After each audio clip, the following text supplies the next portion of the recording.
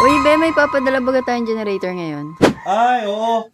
Meron tayong ipapadalang generator sa La Carlota City, dyan sa Negros Occidental. So ito yun, oh.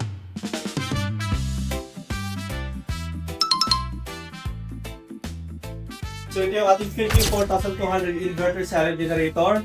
Ito mga susian ko, nandito rin yung remote control ng ating Philippine 42. Tingnan mo.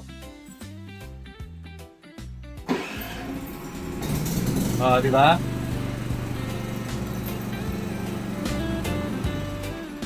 Oh, di ba? So hindi ito basic na generator lang mga ka-Best Buys. So silipin natin kung ano yung meron sa generator na to. Tulad nga na nakita nyo kanina, meron siyang wheels and handlebar para mas madaling ilipat-lipat from one place to another.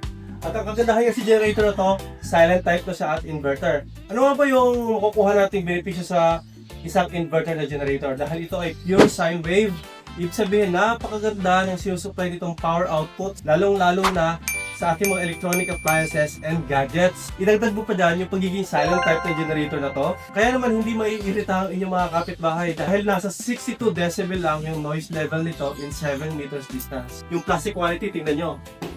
Hindi yan tinipid. Makapal.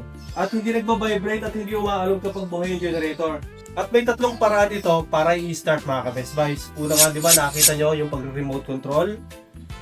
Ikalawa, pwede tayo sa push start.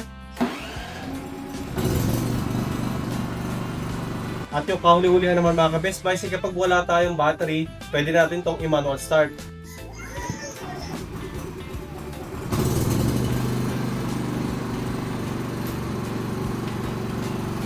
O, dito na natin patayin sa remote control.